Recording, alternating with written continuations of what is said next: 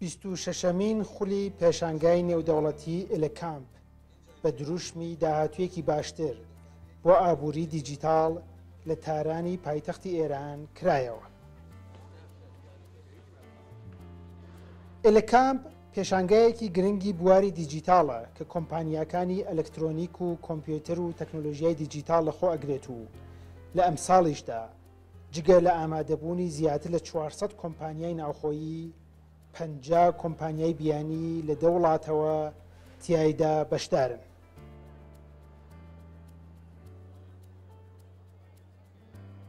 چالاکانی بواری دیجیتال مارکتینگ پێیان وایە ئێلکامپ دەرفەتێکی زێڕینە بۆ گەشەی ئابووری ئێران و دروستکردنی پەیوەندیەکی پتەوتر لەگەڵ وڵاتانی ناوچەکە و جیهان.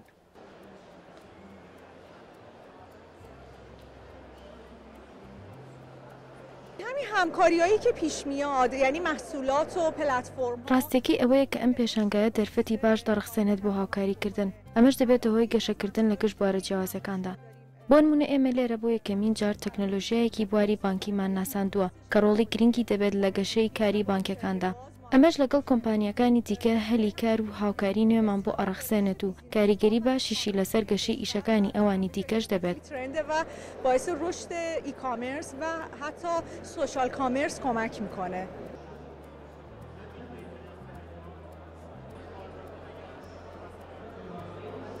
بە درێژایی ساڵانی ڕابردوو زانکۆکانی ئێران لە بواری پەروەردە و پێگەیاندنی پسپۆڕانی بواری ئایتی و کۆمپیوتەر لە ئاست جیهانیدا سەرکەوتوو بوون و ئەمەش بووەتە هۆی گەشەی بەرچاوی ژمارەی کۆمپانیاکانی بواری دیجیتاڵ.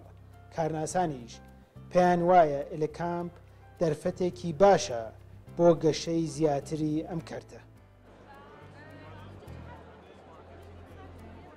کسب و کارهایی که خب مثل کسب و کار ما تازه کارشون رو شروع کردن، ما الان هولوش 3 سال هست. کارەکان بەتایبەتی کۆمپانیەکانی وەکو ئێمە کە 3 ساڵە چالاکین هەلی ئەوەمان بۆ ئەڕەخسێت لەگەڵ کۆمپانیا گەورەکان ئاشنا بین و هاوکاریمان بۆ دابین دەکات. لەگەڵ ئەوەشدا یەکتر دەناسین و دەتوانین پێکەوە کار بکەین. هاوکاری ڕاستەوخۆش بە خەڵک زیاتر ئەمان ناسێنێت. ئەمەش بەڕاستی گرینگە. دیگه معرفی بکنیم و هم به افرادی که تشریف میارن داخل ئێلکامپ و به عنوان بازدید کننده هستن.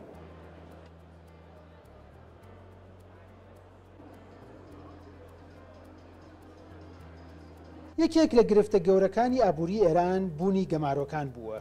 بواری دیجیتال مارکتینگ و ئابووری دیجیتال هیوایەکی گەورەی لای بەرپرسان و چاودێران دروست کردووە بۆ گەشەی ئابووری وڵات بێ ئەوەی گەمارۆکان بتوانن کاریگەری گەورەی لەسەر دابنێن.